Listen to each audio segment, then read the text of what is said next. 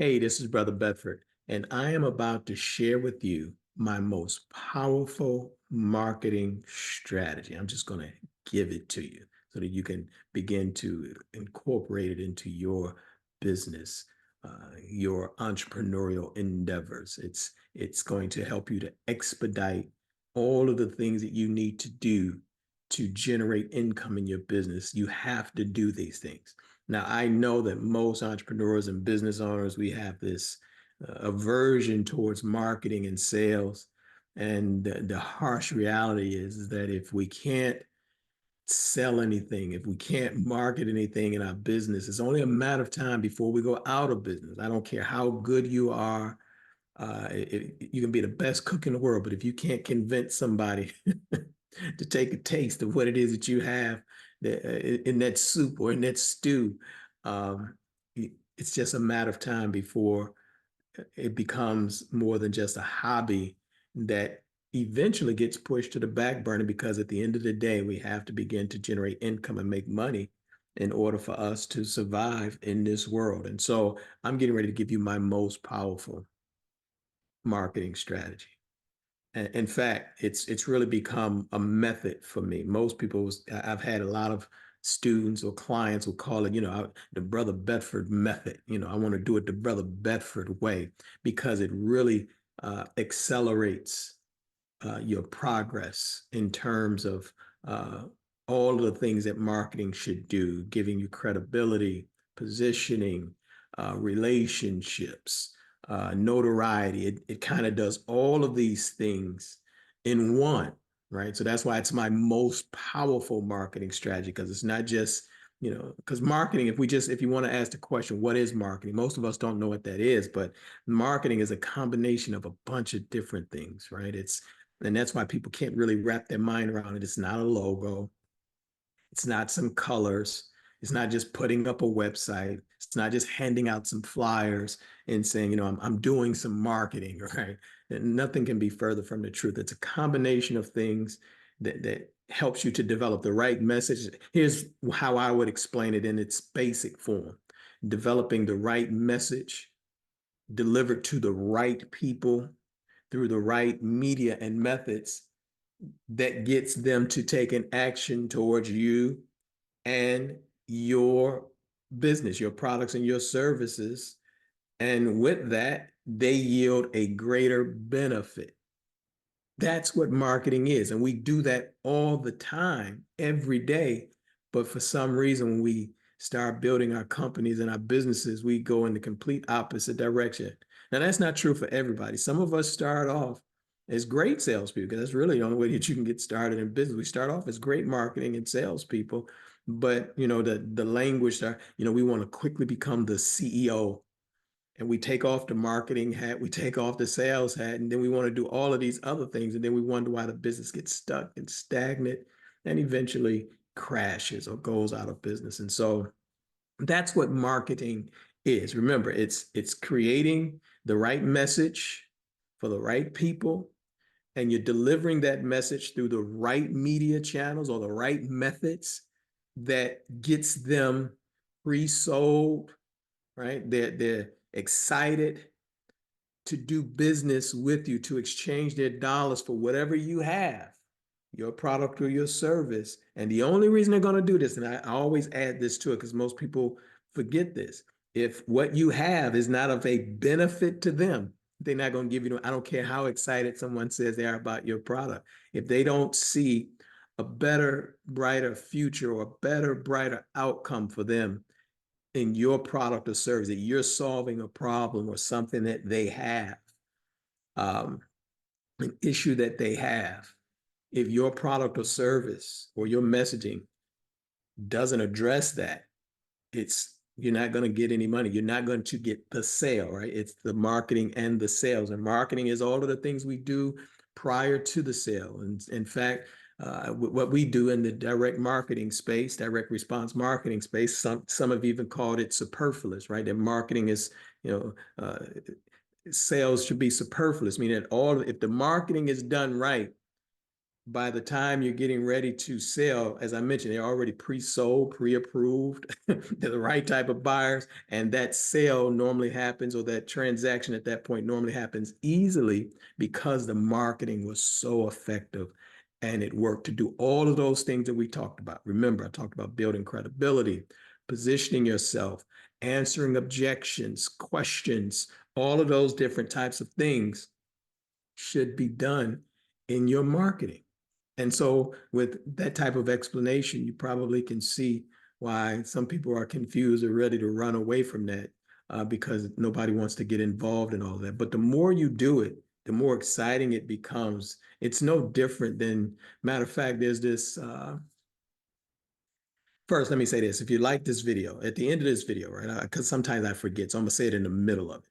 If you like this video, just press like and make sure you share it with your family and friends, especially those who are in entrepreneurship and business who could benefit from having a different mindset or a different vantage point as it relates to marketing and sales. Um, I'm getting ready to share my most powerful strategy. Um, and I'm going to tell you why it's the most powerful strategy and how I still use it in different variations today to do all of the things that we just kind of discussed. So make sure you like and share this video, and subscribe to the channel. Make sure you do that. Okay. So now, with that said, for those who are saying, well, I don't want to sell, I'm nervous, I'm scared of that. We do it all the time. There's this depending on when you watch this video, but there's been this recent beef in the hip hop world that uh, people were clamoring for, right? Now I want you to think about this. And when you listen to whomever you side or who you liked in the beef, you were sharing it on social media. You were telling people what you liked about it. You were breaking down the lyrics and what they meant, and you were passing that information on to somebody else. You were selling them on the beef, on which side you liked or which side you didn't like. But as a result of that, millions of people purchased or streamed or downloaded these records from the hip hop beef. Every time you say you like a movie or you share it or book recommendation, you're selling. When you want to go out to dinner to a special place and you're trying to convince your significant other, your husband or your wife, I kind of want to go here. I got a taste for this. And then they say, well, I don't feel like, well, maybe if we do this, then we can do this. And I tell you what, at the end, I'll get you some dessert or we can do, right? So there's all of these things we do to persuade and influence. And I think that's something that I'd been wrestling with a lot, because I know that those are the proper words to use when it relates to selling, right? Influence, uh, persuading. We've been doing it since time began. We've been doing it ever since we were little children. How do I influence my mother to give me that cookie? Mommy, I'll be good. I'll do this, right? So we've always been persuaders and influencers for what we wanted. And the best persuaders and influencers always knew how to uncover or unpack value to the other person so that now we can get the reward. But in the business world, the language of sales, and marketing kind of, I don't want to say it's reared its ugly head. I mean, it is what it is. We're in America, we're in a capitalistic society. And so that's the terminology. And so most people have had bad experiences with salespeople, uh, or they had some bad experience in the market. Something that was marketed to them as one thing, and then all of a sudden there was that bait and switch, right? You fell in love with the marketing. You was excited. You were pre-sold. You were pre-qualified. You're ready to do all that, and then you got it. He says, "This it? This is not what this you told me this was going to be." So we've had these bad experiences and the language sticks. So I've had to overcome that because I've tried to use different language on entrepreneurship and business for our people, but I've had to learn it. You have to use language that people are familiar with. Now you have to kind of educate to kind of get us right and to know what to do and to maneuver around what we thought this word mean or what we thought this phrase meant. Um, and that's not always an easy thing to do. So you just got to speak directly and just say it is sales, right? So we're talking about sales, but at the root of it is learning how to be a better communicator, how to better persuade and influence, but more importantly, how to unpack value that helps that individual that you're trying to persuade or influence to actually take an action that is literally good for them, right? In fact, you shouldn't sell anything if it's not, that's the challenge. Most people have sold things that are not good for the person that bought them, right?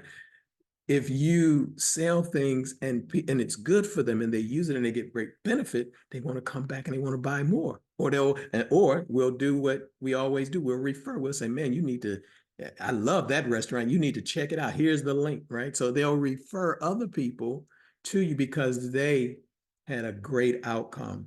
It was something that was good for them and they benefited from it. So that's kind of what sales is, what marketing is in a nutshell. We can unpack this, we can talk for hours, but I'm not going to do that. We're going to be mindful of the time on this video and just share with you now. I think I kind of got out what sales is, what it isn't. Hopefully you got that. If not, let me know below. If you got any questions, put it in the comments and I'll come back and I'll just answer your question as it relates to the sales or marketing, or if this is not clear for you.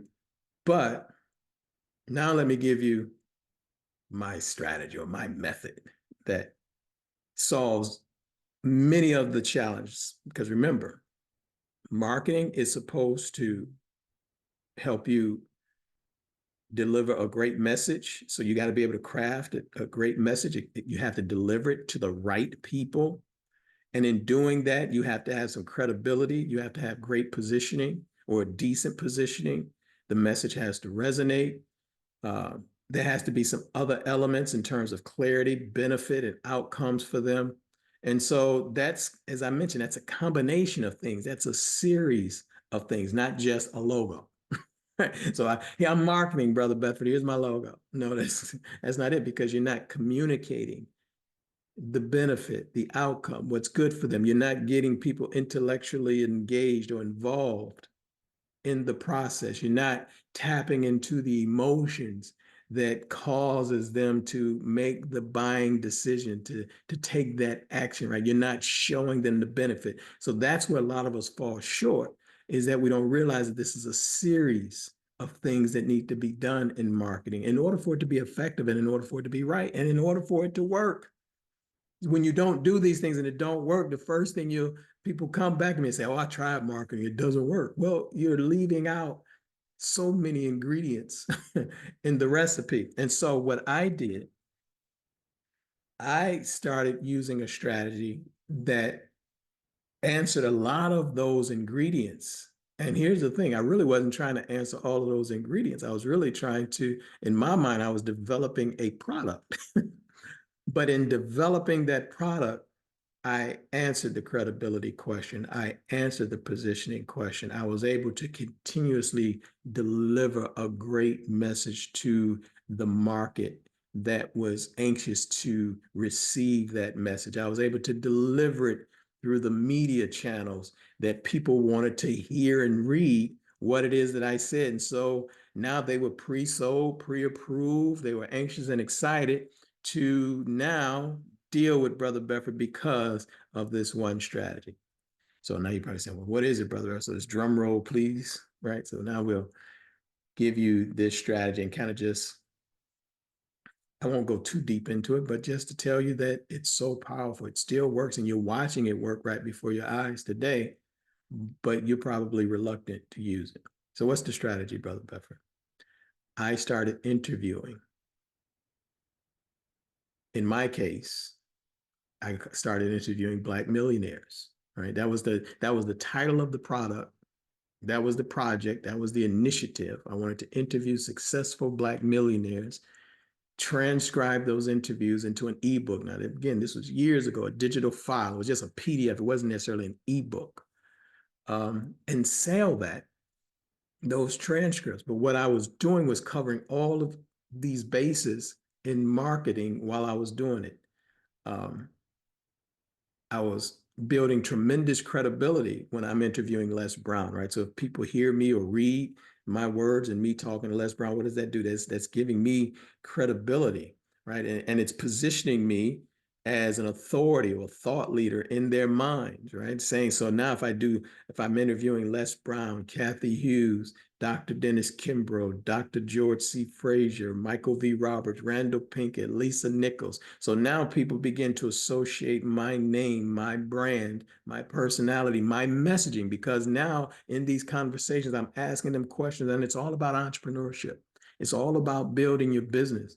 That's the target audience that I was going after. Black entrepreneurs and business owners who want to grow and improve their businesses. So now I'm giving them a marketing message, marketing stories, right? So these are stories that they can relate to that's resonating, that now they're like, man, I want to do that. I'm ready to take the next step. How do I do that, Brother B? Right? So I started interviewing successful Black millionaires, and I still do it to this day. Some are millionaires now, some are just thought leaders now, because now we've expanded, and I call them just interviewing the masters of business, because not everybody has, Mike Roberts money, right? I mean, arguably at one time he was America's third Black billionaire, right? So I was blessed to have that interview and to develop a relationship with him that still exists to this very day. Um, Same with Dr. Frazier. I mean, actually, so many of them, and that's one of the great benefits of this. So that's kind of when we start talking about long-term relationships and things like that, and joint ventures and collaboration. See, that's kind of the back end of your marketing, and that's kind of the back end of your product development. I use this one method and I was able to cover all of that, right? So I was able to get these interviews, record these interviews, transcribe these interviews. These interviews became a product, a digital product that I sold, right? That didn't, now think about it. So now after people get a taste of these interviews, I didn't have to work extra hard. I just had to make sure that it was delivered through the right media. So I was in print. We were doing interviews. And then later, these same interviews that I did with Black Millionaires became a podcast, right? So now people can literally hear my voice and hear the interaction with me and Les Brown or Dr. Kimbrough. And now they're hearing my message, because again, I'm asking questions. I'm drilling down on the things that people need to know to become entrepreneurs or to build their businesses. So I'm doing that. And then now later, same strategy, we get this new technology, right? We can get on Zoom or some of these other things and create video, and now people can see me with these millionaires and thought leaders, and now they have the visual, they can hear, they can read transcripts, and all of this is a strategy that's now making people ready to buy other products and services I have. Now they know of my brand, they know who I am and what I do. They're hearing the message, they're hearing the question, and they're engaging and interacting with me. Now, as I mentioned, this is kind of just a sidebar, because I want you to really think about this powerful strategy, is that these interviews not only help me on one end with, let's just say, my customer base or clients, but now the relationships that I developed with these millionaires and thought leaders, and what sprang from that. I helped Les Brown with some things. I've helped Dr. Frazier with some things. I'm a speaker at the Power Networking Conference pretty much every year since I started doing those interviews. This year, I'm emceeing the PNC Experience in Charlotte, North Carolina in July 10th through the 13th. So that's a quick plug. So I'll put that link below in the comments section, if you want to come and join us there, right? Maybe you can find some people that you want to interview who are experts and thought leaders in your space. And I'm going to get to that. That's kind of what I want you to think about, because I hear somebody right now, oh, Brother Beverly, I can't interview millionaires, and that's not my product. That's not my service. I'm just using my strategy. And then I'm going to show you or share with you real quick. how that applies to you and how you can utilize it. But the relationships that I developed with these individuals, and there's no doubt about it, in order to grow your business, I think we all can agree that you want to begin to develop relationships, a network. In my case, I started developing relationships and a network with Black millionaires. That's my area that I've chosen to work in, is helping Black people learn entrepreneurship and business, and helping other entrepreneurs, whether they're 6 and 7 figure earners, grow their business. So it only makes sense for me to start having a network of 6 and 7 figure earners that are building and growing businesses and doing deals and all of that type of stuff. So I've expanded my network on that level to do that. And as I mentioned, I've already touched on it. I don't want to go too far into it, but there's so many collaborations and partnerships that have come from those interviews on that level. So I've spoken on so many different stages because each of these individuals, some of them I've interviewed, they have conferences and workshops. And so I speak on their stages. I've already mentioned Dr. Frazier with the Power Networking Conference, and now it's called the Power Networking Experience. It's being rebranded up under new leadership. So that was my strategy. It's still my strategy to this day. I don't do it often like a podcast. And the reason I mention that is because you see this happening every day with people doing podcasts. Now, here's the challenge. Most people are not using the way that I just described it to you. They're not thinking that this is a marketing strategy. They're not thinking that this is a way for them to begin to build their back end and their network. They're not thinking, some of them are not thinking of that this is a way to create and develop products and services that I can deliver to my customers and clients. They're just thinking that I got a podcast, I get some interviews, I get those numbers up, I can get some advertising dollars and some sponsorship dollars, which is fine. There's nothing wrong with that. That's a great model. It works. It's working more and more today. And so that's why some of you are missing it, because you see that and you be like, okay, well, I ain't a great interviewer. No, I wasn't a great interviewer. If you hear some of those earlier interviews, you're gonna be like, this brother wasn't. Even now, I'm not the most articulate and smooth sound. I don't have radio voice or anything like that. There are many, many others that are much, much better, and I applaud them for doing what they're doing. So you don't have to look at yourself doing a podcast today. Can you imagine you interviewing thought leaders or the experts in your space, even if it's just on a Zoom that you can share through social media? And now you're using this as your lead generation. Remember, the right message to the right. So now you're generating your leads and getting people on your list because now you're interviewing experts and thought leaders. You're creating you can create products and services from this. And I know somebody says, well, Brother Bedford, I ain't got no money to pay them. I didn't pay 1 cent for any of these interviews. That's a drop the mic moment, right? That's a bomb for you right there. And if someone comes to you and tries to get you to do it, because I've turned some down, right? I wanted to interview some people that were like, well, I need $5,000, $10,000 to interview. And all I did, that old Jay-Z line, on to the next one. And what happens is after you interview a few of them, in my case, after I interviewed Dr. Frazier, who was my first, and then Dr. Dennis Kimbrough, who was my second, Les Brown, who was my third, and then a gentleman named Andrew Morrison, who was my fourth. Before I started moving on, actually, it started happening with Les Brown's people after I interviewed Dr. Frazier and Dr. Kimbrough. When it came time to talk to Les Brown's people, the question started arising then, well, who have you interviewed already? And so now I can start you. Well, I've interviewed, Les Brown. I've interviewed Dr. Frazier, Dr. Kimbrough. So then Les Brown said yes. Then when I got to Kathy Hughes, after I interviewed Andrew Morrison, who at that time had just come off of Oprah Winfrey, one of them top millionaires, I believe. I think that category up on Oprah's show was under 40 and millionaires, something like that. Whatever. I don't remember what the time, but I knew I had to interview. And we've become great friends, and we've worked together and shared stages and done work together. But same question arose with Kathy Hughes. Well, who have you interviewed already?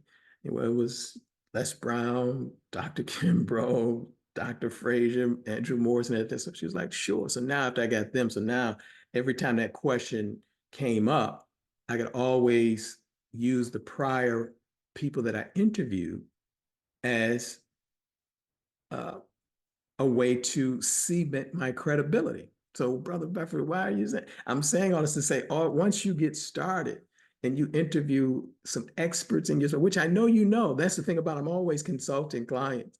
And that's one of the first questions. Well, who do you know? Oh, I know all of these, and you're not having a conversation with them. Just, say, hey, let's get on a Zoom real quick and let's create some material that you can use and I can use. You use it in your brochures, on your business card, put it up on your YouTube channel, your Facebook, your Twitter, your Instagram, and I use it. And now you're using it in your marketing as a piece of your marketing strategy to generate leads, to uh, deliver your message, to possibly even close a deal, right? Again, I don't know what your business is, but the point is using your network, this is a great way to start growing your network by interviewing thought leaders, experts in your space.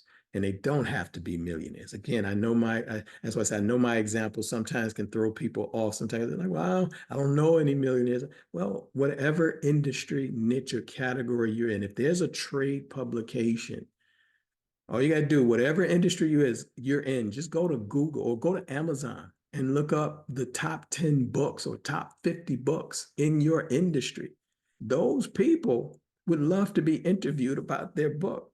Now you interview 10 of them, and now you have conversations, you have material, raw material that now that you can use, you'll get headlines from them when they say something provocative. Do you know how many times I've quoted Dr. Frazier from something he said to me, and then I can just use it in my own marketing materials and open up my emails. People, well, who said this? This is what Dr. Frazier said, right? Here's what Les Brown has said, right? So in your industry, you got to imagine yourself in your category, your industry, your niche.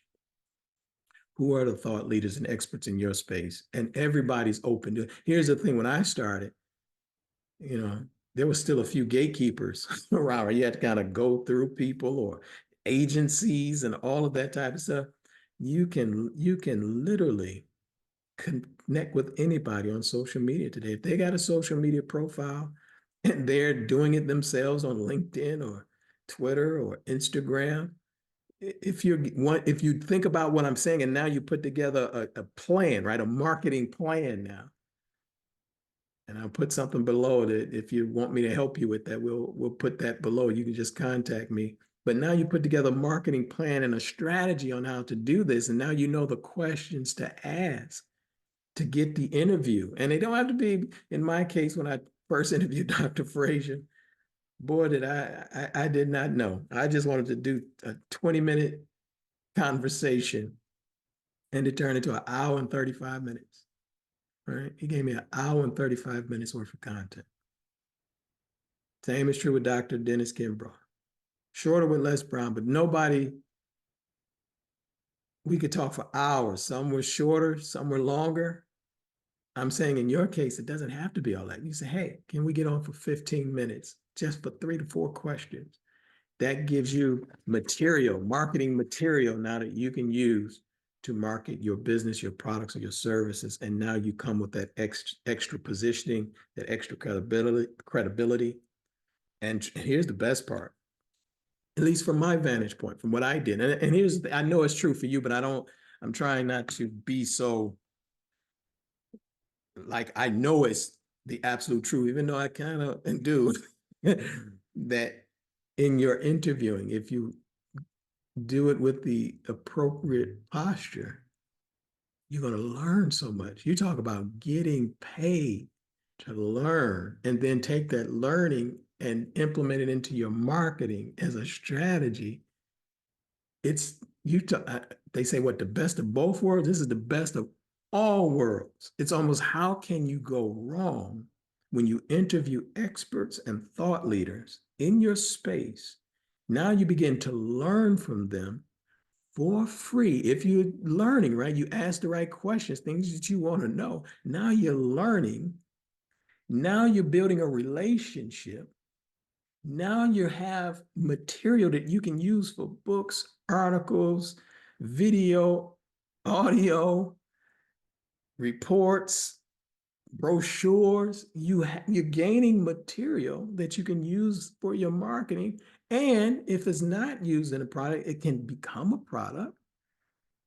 There's just no, you tell me the downside. You tell me, see, now you can probably sense why I say this is my most powerful marketing strategy. Today, if I wanted to do it right now, to get on a Zoom with a thought leader, an expert in my space, my niche or industry, and interview them and get questions, I can learn from them, take that content. Now, their audience, now here's the other thing. If it's good and you're good and they love it and you're sharing it, they share it with their audience. And so now, can you imagine an expert and a thought leader, an influencer in your space, your category, now sharing the interview with their audience? And who knows, if you don't have nobody, think about it, and they got 10,000, 15,000, 20,000 people. Now, their audience begins to see you kind of on par with them. Again, credibility, right?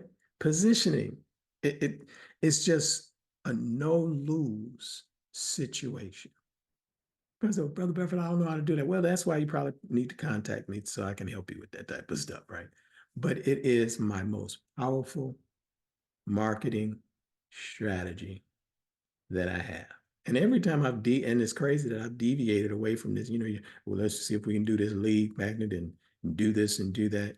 Nothing replaces an interview with someone that people already know, like, love, and trust. It's just, it's just that powerful. Now, there's a lot of things that you can do. And I do a lot of things like this. This is different, but I'm sharing with you my most powerful strategy. If I interview someone now, we can go live. I can get hundreds of people tuning in probably on the live, and then hundreds, maybe even thousands more watching the replay. And we include our call to action. We share with them the benefits of whatever it is that we're doing. So I hope that this was helpful for you. I hope that you can see right now that you can go to Amazon, look up the top experts in your industry, look up the trade publications. Many of you are already friends with thought leaders and experts, and that's something that you gotta, rethink. Not looking at them saying, oh, I know him or her. These people have value. People like why? See, it's again, that's a mindset shift. Instead of saying, oh well, I know him. Yeah, yeah.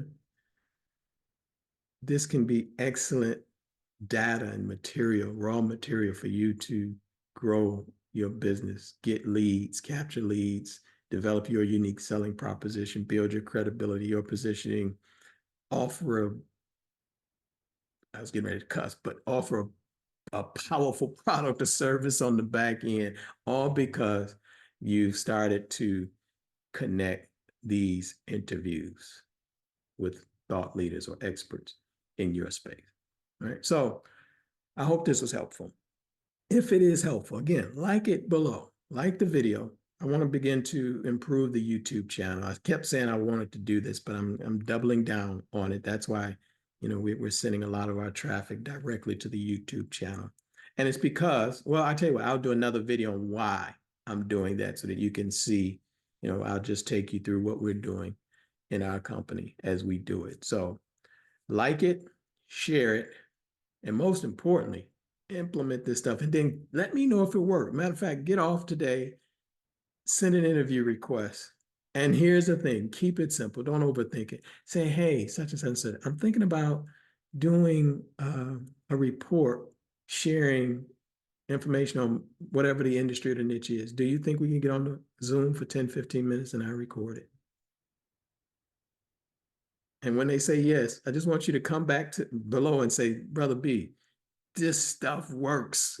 They said yes. I have 20 and I have 10 interviews lined. I got 5 interviews lined up now, and that's when you're really gonna get there. So what do I do with this stuff? Again, you start now. You got your marketing material. Now you start using it. Let people know, hey, I interviewed such and such. I interviewed such and such. If you want more, give me your name and email, and I send you this. It's so much you can do with it. Again, I don't want to keep unpacking this thing. It's like going down a rabbit hole. I can just keep talking about this over and over. And I still use these same interviews. And they had 15, some of them are 17, 18 years old. And I still use them. Talk about a digital asset. Right?